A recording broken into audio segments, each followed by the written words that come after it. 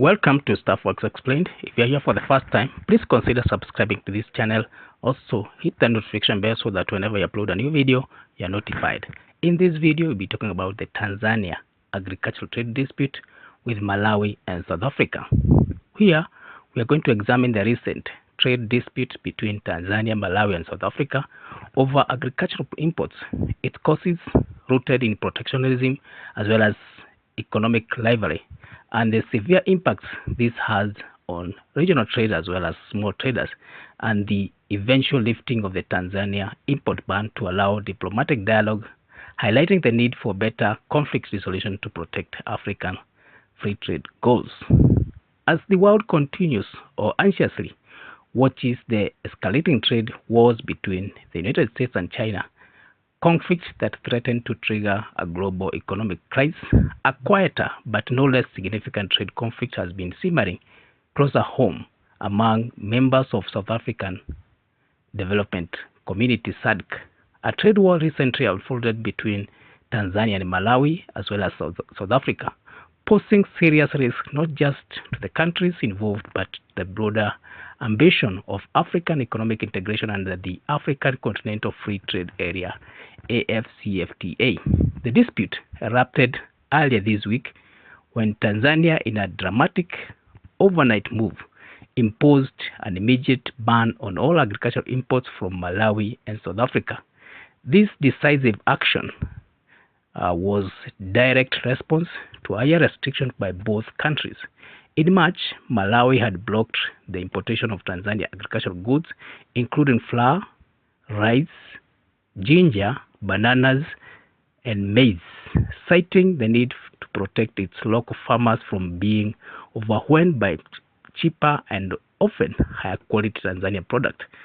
South Africa, for its part, has maintained a long-standing prohibition against the importation of Tanzanian bananas, a sore point that has festered quietly over the years.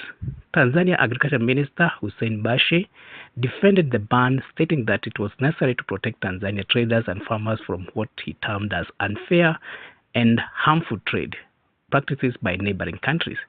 The retaliation was swift and severe, with Tanzania not only banning imports but also halting fertilizer exports as well as relief food to Malawi, a serious blow considering Malawi reliance on Tanzania fertilizer as well as port for its imports and exports.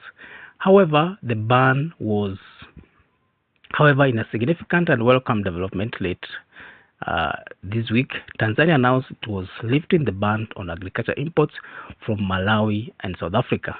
Joseph Dunguru, director of the Tanzania Plant Health and Pesticide Authority, stated that the ban was lifted effectively immediately to facilitate a diplomatic ministerial discussion. According to the director, both Malawi and South Africa had separately reached out to Tanzania seeking a resolution through dialogue, prompting the reversal of the trade measures. In addition to reopening imports, Tanzania also lifted its export ban on fertilizer to Malawi. South Africa's Minister for International Relations and Cooperation, Ronald Lamola, welcomed Tanzania's move, emphasizing that the diplomatic route remains the most effective path for resolving challenges and highlighting the potential for cooperation and mutual understanding to unlock the shared opportunities. The dispute, though briefly intense, highlighted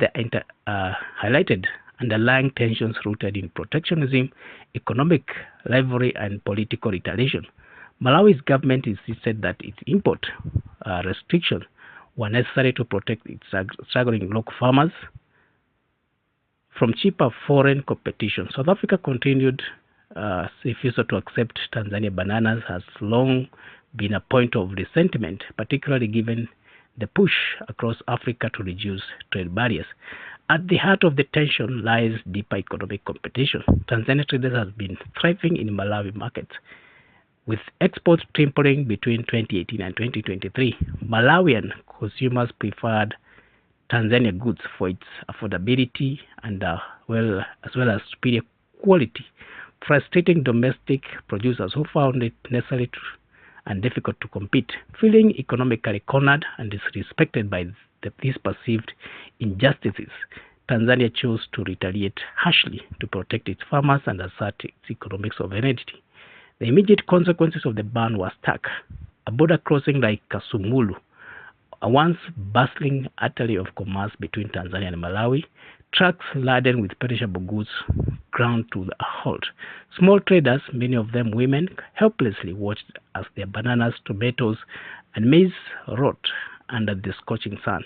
Reports of harassment, arbitrary arrest, as well as destruction of confiscated goods began to surface, with trucks idling at the border and essential supplies stranded, and tensions were mounting among traders and transporters. Malawi, being landlocked, stood to lose the most. Its dependency on Tanzania ports, particularly Dar es Salaam, for the import and export of vital goods like fuel, machinery, tobacco, sugar, soya beans, made it highly vulnerable. Alternatively, with alternative ports in Mozambique, such as Beira and Nacala, offer routes for trade, they are slower, less efficient, as well as considerably more expensive, a burden that Malawi's fragile economy can ill afford. Tanzania traders, while affected, had more options. They could pivot to other regional markets like Kenya, Namibia, or South Africa, South Sudan, cushioning their impact. Despite the lifting of the ban, the dispute underlies critical vulnerabilities in the regional trade system. Had the standoff continued, several scenarios could have unfolded. Positive outcomes would have included successful diplomatic negotiations leading to a phased lifting of restrictions and establishment of formal agreements ensuring fair and reciprocal trade. Intervention by regional trades like SADC could have bolstered continental cooperation. On the other hand, if diplomacy had failed, the trade war could have escalated, ushering in broader sanctions, heightened inflation, and economic downturns, particularly for Malawi. Informal cross-border smuggling would have risen, increasing security risks and depriving government of much-needed revenue. To prevent future conflicts of this nature, several solutions are necessary. Third-party mediation mechanisms such as intervention by SADC or COMESA must be strengthened to resolve disputes before they escalate.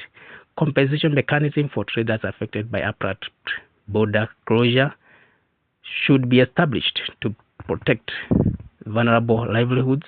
New border trade protocols must be prioritized. Must be prioritized to prevent unnecessary economic and humanitarian cost. On the broader scale, Tanzania needs to diversify its economic exports to reduce dependence on neighboring countries and invest in infrastructure like cold storage facilities at border points to safeguard agricultural produce. Malawi must work to improve the competitiveness of its agriculture sector and establish alternative routes for imports and exports. South Africa, meanwhile, should reassess its non-tariff barriers such as banana ban to foster better regional goodwill and compliance with African trade aspiration. Ultimately, this dispute, though brief it was, underscores the persistent tension between national protectionism and continental free trade ambitions. While governments have a legitimate interest in shielding local industries, they must balance these needs against the broader vision of unified African market. Without careful management, such disputes risk delaying African path toward economic integration and shared prosperity. The lifting of the ban marks a hopeful turn towards dialogue, but it also serves as a powerful reminder of cooperation, mutual respect, and structured negotiation. And this remains essential if Africa is to realize its dream to be borderless economic space. So thank you for reaching this far. If it's your first time here, please consider subscribing to this channel. Also hit the notification bell so that whenever you upload a new video, you're notified. You can also leave your thoughts about this ban, although it was short-lived, and the effects it has on trade in Africa. Thank you.